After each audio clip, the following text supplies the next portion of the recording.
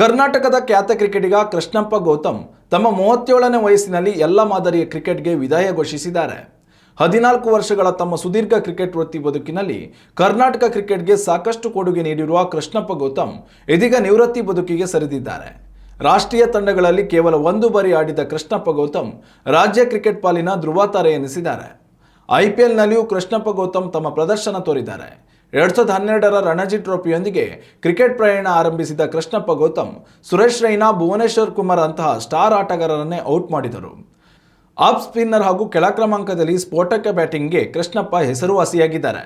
IPL ಇತಿಹಾಸದಲ್ಲಿ ಅತ್ಯಂತ ದುಬಾರಿ ಅನ್ಕ್ಯಾಪ್ಡ್ ಆಟಗಾರ ಎನಿಸಿಕೊಂಡಿದ್ದ ಕೃಷ್ಣಪ್ಪ ಗೌತಮ್ ಅವರನ್ನು ಐಪಿಎಲ್ 2021ರ ಹರಾಜಿನಲ್ಲಿ ಚೆನ್ನೈ ಸೂಪರ್ ಕಿಂಗ್ಸ್ 9.25 ಕೋಟಿ ನೀಡಿ ಖರೀದಿಸಿತು.